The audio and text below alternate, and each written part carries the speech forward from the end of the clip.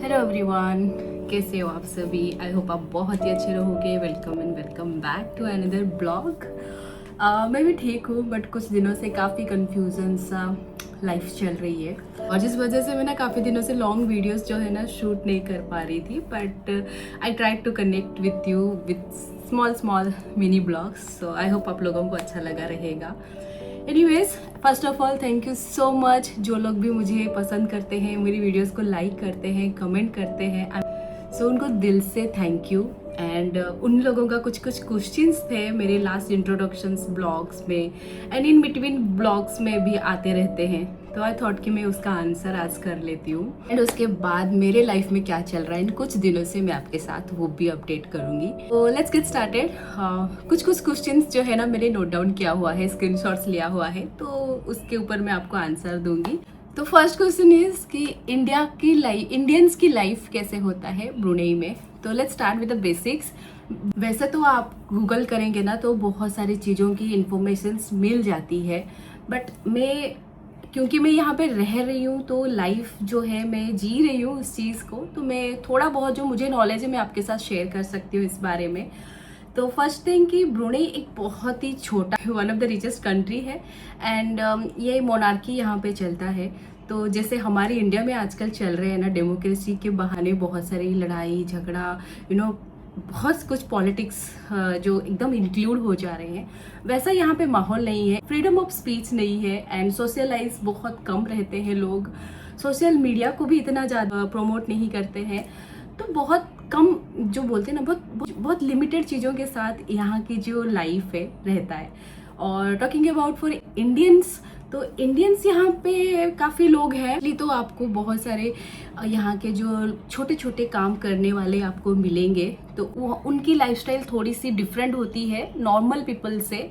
And talking about Indians families life in Brunei, तो मुझे ऐसा लगता है कि this is the good country for living at least, because if you compare other international country, वहाँ पे काफ़ी चीज़ें कॉस्टली है, काफ़ी टैक्सेबल भी रहती है चीज़ों का, बट यहाँ पे टैक्स फ्री कंट्री है। साथ ही साथ लिविंग भी मुझे लगता है कि यहाँ पे काफ़ी रीजनेबल चीज़ें आपको मिल जाते हैं कंपेयर टू इंडिया। अगर आप इंडिया के प्राइस के हिसाब से कंपेयर करोगे ना तो भी कुछ कुछ चीज़ें मिल ही जाते हैं, बट ऐसा नहीं है कि आपको एग्जैक्ट सेम प्राइस में मिलेंगे, बट हाँ थोड़ा बहुत डबल प्राइस तो हमेशा ही रहता है। बट आप अपने अकॉर्डिंगली आप चीज़ें अगर खरीदना और रहना चाहो तो एडजस्ट कर सकते हो। तो ऐसा है लाइफ इंडियंस की। एंड मोस्टली यहाँ पे जो है साउथ साइड के लोग ज़्यादा रहते हैं, जैसे तमिल कल्चरल फैमिलीज बहुत रहते हैं, ज़्यादातर बिजनेस में ही इन्वॉल्व है एंड कुछ कुछ लोग जो है कंपनियों में काम करते हैं, तो वेल एस्टेब्लिश्ड है एंड बहुत अच्छे से रहते हैं, अपने अपने कल्चर से जुड़े हुए रहते हैं। एंड यहाँ पे भी अभी अभी नॉर्थ वाले लोग भी आ रहे हैं, तो अच्छा लगता है सबसे मिलना बातें करना, बट ऐसे अलग से कम्युनिटी नहीं है नॉर्थ वालों का। तो साउथ वाले जो है तमिल कल्चरल इवेंट्स वगैरह प्रोग्राम वगैरह होता रहता है, तो हम ज्वाइन करते रहते हैं, तो वहाँ पे कुछ कुछ लोग हमें मिल जाते हैं, तो ऐसे ही यहाँ पे हम कनेक्शन बढ़ाते हैं जनरली। बट हाँ फैमिली से दूर रहो तो आपको वो वाला सेटिस्फेक्शन तो नहीं मिलेगा, बट हाँ एक अलग ही सुकून रहती है अपने लेवल के हिसाब से, तो ऐसा है। एंड सेकेंड क्वेश्चन है आपका किड्स लाइफ। तो यहाँ पे किड्स लाइफ नो बहुत ही अच्छा है। जनरली पेरेंट्स और बच्चों के साथ बॉन्डिंग बहुत अच्छा है। पेरेंट्स यहाँ पे प्रोफेशनल और पर्सनल लाइफ के लिए काफ़ी स्पेस दे देते हैं, आपको स्कूल रन के लिए टाइम मिल जाती है, तो ये बहुत अच्छा लगता है मुझे कंपेयर टू इंडिया। आपको इंडिया में टाइम ही नहीं मिलेगा and if you are trying to travel somewhere आप स्टक हो जाते हो ट्रैफिक में, बट यहाँ पे वो चीज़ नहीं है, ना ट्रैफिक की इश्यूज है और ना ही आपको पेरेंटिंग गिल्ट में रहना है कि हाँ मैंने अपने बच्चों को टाइम नहीं दे पाया एंड हम अपने बच्चों का बचपन नहीं एंजॉय कर पाए, तो ऐसा नहीं हो पाता है। यहाँ पे काफ़ी स्पेस एंड टाइम मिलता है आपको फैमिली के लिए एंड पर्सनल प्रोफेशनल को बैलेंस करने के लिए। अगर आप एजुकेशन की बात करोगे तो एजुकेशन के लिए भी यहाँ पे काफ़ी अच्छा है, गवर्नमेंट फैसिलिटी मिलती है लोकल वालों को जो फ्री रहती है यहाँ के स्टडीज़ के लिए। बट जो भी एक्सपर्ट्स रहते हैं उनको तो चूज़ करना पड़ता है कौन से स्कूल में उनको डालना है। यहाँ पे इंटरनेशनल स्कूल्स भी अच्छे हैं, यहाँ पे normal school English medium schools भी अच्छे हैं, बट कॉस्ट डिफर करेंगे। तो आपको डिपेंड है आप कहाँ पे आप पढ़ाना चाहते हो according to your salary slips.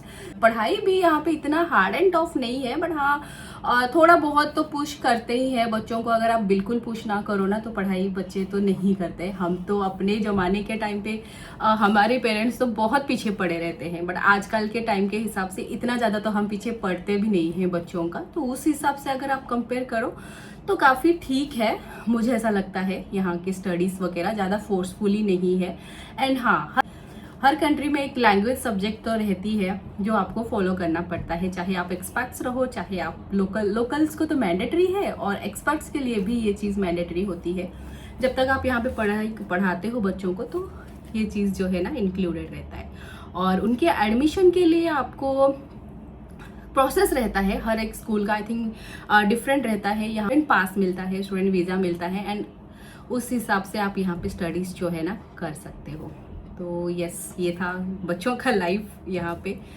And third question was Brunei में हेल्थ फैसिलिटी कैसा है। तो ब्रुनेई का हेल्थ फैसिलिटी ऐसा है ना कि सबको यहाँ पे पॉलिसी रहता नहीं है। कुछ कुछ कंपनी, जैसे मेरे हस्बैंड आईटी कंपनी में काम करते हैं, बट उनको जो है मेडिक्लेम्स है, बट मेडिक्लेम्स में भी डिफरेंट टाइप रहते हैं। जैसे डोमिसलरी भी मिलता है किसी को एंड हॉस्पिटलाइजेशन मिलता है, तो ऐसा कुछ डिफरेंट वे में मिलता है। लोकल्स को यहाँ पे काफ़ी फ्री ऑफ कॉस्ट में चीज़ें मिलते हैं। ऐसा है ना कि हॉस्पिटल तो काफ़ी अच्छे हैं, मतलब गवर्नमेंट हॉस्पिटल्स है, प्राइवेट हॉस्पिटल्स भी है, बट यहाँ के लोकल्स मोस्टली बाहर ही जाते हैं ट्रीटमेंट कराने के लिए। और फॉर गॉड से कि हम लोग यहाँ पे कभी डॉक्टर्स के पास विजिट करने की नौबत नहीं आई, एंड आई प्रे कि ऐसा नौबत ना आए। बट मैंने सुना है कि ठीक ठाक है यहाँ पे भी। हॉस्पिटल मोस्टली आप बाहर कंट्री में कहीं पे भी आप जाओ ना, थोड़ा सा कॉस्टली तो आपको ऑफकोर्स रहता है। डेंटल ट्रीटमेंट जो है, हस्बैंड का एक बार इशू आया था, हम गए थे विजिट करने, तो कॉस्ट बहुत ज़्यादा है। जो चीज़ हमारा इंडिया में हो जाता है 400-500 में, यहाँ पे आपको 10-20,000 देना पड़ता है। तो ऐसा है कुछ रेंज यहाँ का। But treatment I can say कि ओके है, not that bad, but costly है बहुत ज़्यादा, ये है। फोर्थ क्वेश्चन ये था कि ट्रैवल एक्सपेंसेस कैसे है, क्या है। So I just noted this question of yours. मैंने कभी ट्रैवल एक्सपेंसेस इतना नोट डाउन नहीं किया है कि कहाँ पे कितना स्पेंडिंग हुआ है, बट मैं लास्ट वीडियो में मैंने ट्राई किया है जहाँ पे भी जो भी चीज़ें पे किया हुआ है मैं शेयर कर पाऊँ। एंड नेक्स्ट टाइम मैं कोई भी ट्रैवल ब्लॉग शेयर करूँ, आई विल मेक श्योर कि मैं सारे ट्रैवल एक्सपेंसेस भी शेयर करूँ आपके साथ। The last and most important question, and thank you so much for asking this question. आपने मेरे दिल की बात जो है ना वो पूछ ली है, एंड जिस वजह से कुछ दिनों से मैं बहुत ज़्यादा स्ट्रेस्ड में थी, एंड आई थिंक आपको आंसर करते हुए मैं अपने दिल की बातें भी शेयर कर पाऊंगी। नाम है भाविका।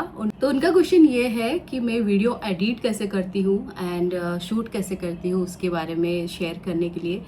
तो वीडियो एडिट एंड शूट करने के लिए ना मैं अकेले ही करती हूँ। कभी कभी ऐसे हो जाता है कि मैं कहीं खड़ी हूँ तो मैं यहाँ पे ही रख लेती हूँ एंड आई स्टार्टेड शूट।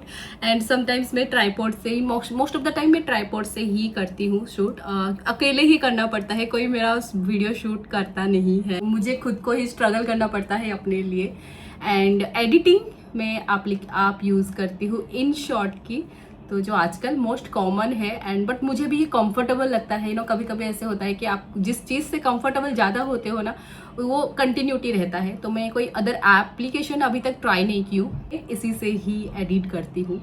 किसी दिन अगर मैं ट्राई कर पाई कि मैं कैसे एडिट करती हूँ तो मैं प्रॉपर आपको शूट करके दिखाऊंगी किसी ब्लॉग्स पे। सो यस, ये मेरा आपके लिए कमिटमेंट रहा। और आप ये भी क्वेश्चंस पूछे हो कि कंट्री से बाहर रहते हो, इंडिया में रिलेटिव्स और घर वाले समझते नहीं हैं और इजी नहीं है रहना। तो मैं आपको बोलूँ ये सारी चीज़ें जो है ना मुझे रिसेंटली बहुत अफेक्ट किए हैं।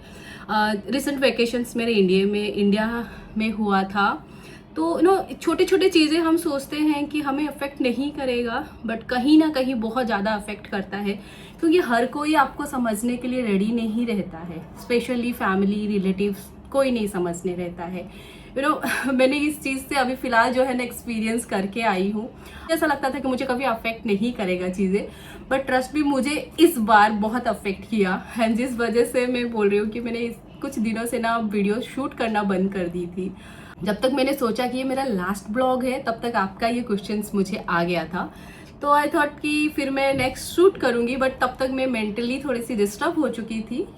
सारी चीज़ें ऐसे होते हैं ना, जब आप बाहर कंट्री में रहते हो और हम जब कोई चीज़ें शेयर करते हैं ना, तो सबको अच्छा पार्ट शेयर करते हैं, उसके स्ट्रगलिंग पार्ट्स रहते हैं। हम मोस्टली ऐसे सोचते हैं कि किसी के साथ क्यों इतना ज़्यादा हमारा स्ट्रगल पार्ट्स शेयर करें, जहाँ पे हम एक्सपीरियंस कर लेते हैं कोई चीज़, उसको शेयर करेंगे ताकि किसी के लिए नॉलेज बन जाए। तो मैं ये सोच के कोई भी वीडियोस बनाती हूँ। बट फैमिली रिलेटिव्स कुछ लोग ऐसे रहते हैं जो आपके लिए सोचते हैं कि they are enjoying their life, they are living very happily, आपका जो इमोशंस जुड़े रहते हैं चीज़ों के साथ, और आपकी छोटी छोटी जो चीज़ें हैं, वो सारी चीज़ें कोई इतना ज़्यादा समझने वाले नहीं हैं। बिफोर आई वॉज वर्किंग, मुझे तब भी कभी सपोर्ट नहीं मिला था फैमिली से। और मैं जब जॉब क्विट की एंड जब मैं थोड़ा सा वीडियो स्टार्ट कर रही हूँ, तो भी कभी कभी ये सोच लेती थी कि यार सपोर्ट करना चाहिए, क्योंकि हमको जो है ना टाइम नहीं मिलते हैं। मम्मियों को स्पेशली जब बच्चे रहते हैं ना, तो टाइम एडजस्ट करना इट्स टू डिफिकल्ट, बट हमको खुद के लिए टाइम निकालना और एडजस्ट करना it's the most important part. तो मैं कभी कभी कर पाती हूँ और कभी कभी नहीं कर पाती हूँ, रिग्रेट फील होता है, तो मैं उस चीज़ को साइड में अवॉइड कर देती हूँ कुछ दिनों के लिए, ताकि मेरा मेंटल पीस जो है ना शांत रहे। तो ये चीज़ जो है ना, मैं एक सोचते हुए हमेशा चलती हूँ। तो कभी कभी डिस्टर्ब होता है माइंड, बट कभी कभी गैप लेने से ना चीज़ें थोड़ा सा सॉर्टेड हो जाते हैं। एंड आपने कहा कि आप वीडियो बनाना चाहते हो, so I am telling you Bhavika, please go ahead. इतना मत सोचो, आप अपने लिए जियो। लोगों का काम ही है कहना, वो कहते रहेंगे। खुद के लिए स्टैंड लो और आप वीडियोस बनाना स्टार्ट करो। ये मत सोचो कि आपके फैमिली क्या कहेंगे और आपको कौन सपोर्ट करेगा नहीं करेगा, बट आप ये सोचो आपके पास भी प्रिशा जैसी एक बेटी है, lots of love to her. मुझे ये कहना है कि आप ना अपनी बेटी के मेमोरी के लिए वो वीडियोस बनाओ, जो मैं भी वही चाहती हूँ और वही करती हूँ। बच्चों के लिए ना मम्मियों को एक्टिव रहना बहुत ज़रूरी होती है, बिकॉज वन इंसिडेंट ऐसे हो गया था, जैसे मेरी बेटी जब मैं जॉब करती थी तब बहुत छोटी थी, खुद अभी जान पा रही है चीज़ें, and now she is saying कि मम्मा मैं कुकिंग करूँगी बड़ी होके, and I really don't like that statement, because मुझे ऐसा लग रहा था मैं उनको टेक केयर करने के लिए अपना जॉब छोड़ा हुआ है। And when she is saying this things to me, मतलब मेरा तो सेक्रीफाइस ही कुछ बेकार चला गया ऐसा फील होता है। But at least you do something, at least you start something, at least you stand on your feet. At least वो बड़ी होगी तो वो भी देखेगी कि हाँ मम्मी कितनी इंडिपेंडेंट है, तो वो चीज़ उसको भी मोटिवेट जरूर करेगा। तो I am hoping for the best, you also do it for your self. So yes, this is about all today's everyone's comment and answer. आज कुछ महीनों से मेरा भी यहाँ पे थोड़ा सा लाइफ डिस्टर्बेंसेस से चल रहा था, जैसे मैं मेंटली थोड़ी सी डिस्टर्ब हो गई थी वेकेशन से आने के बाद। फैमिलीज बातें इधर उधर की चीज़ें हो जाते हैं लाइफ में, तो वो सब था। एंड सेकेंड, मैं वो सब शेयर नहीं करना चाहती क्योंकि एक मतलब मुझे नेगेटिव वाइब्स ही नहीं देना है। एंड दूसरी चीज़ ये था कि हमें यहाँ पे जो घर मिला है, ये जो घर है, हमारा कॉन्ट्रैक्ट ख़त्म हो रहा था, तो हम दूसरे घर वगैरह थोड़ा से फाइंड आउट कर रहे थे, क्योंकि चेंजेस करना भी पड़ता है। प्रिशा का स्कूल अभी जो है गैप हो गया था, हम जब इंडिया गए थे वेकेशन, तो उसको भी थोड़ा सा ध्यान देना पड़ रहा था स्टडीज़ के लिए। स्कूल में थोड़ी सी प्रेशर्स तो रहते हैं, प्रेशर नहीं बट एटलीस्ट दे वांटेड कि उसका जो होमवर्क पेंडिंग है या फिर जो सेशंस हो चुके हैं उसको कवर अप करो। तो उस सब चीज़ों में मैं थोड़ी सी उलझ गई थी, एंड जिस वजह से मैं लॉन्ग वीडियो शूट करना थोड़ा सा पेंडिंग रख लिया था मैंने। ऑलमोस्ट 2 वीक्स हो गए हैं मुझे, 20 डेज हो गए हैं मैंने कोई लॉन्ग वीडियो शूट नहीं किया हुआ है। तो बस, एंड आई होप कि मैं नेक्स्ट ब्लॉग्स जल्दी ही शेयर करूं आप लोगों के साथ, एंड आप लोग को भी पसंद आएगा मेरे वीडियोस, रूटीन ब्लॉग्स। एंड कुछ दिनों की अपडेट्स भी मैंने आपके साथ शेयर कर लिया है। सो यस, मिलते हैं अगले ब्लॉग पे। अगर आपका कोई क्वेश्चंस रहे, कोई आप कुछ और जानना चाहते हैं तो कमेंट कर लेना, मैं आंसर करने की ट्राई करूँगी अगेन। सो यस, मिलते हैं अगले ब्लॉग पे, तब तक के लिए बाय बाय, टेक केयर।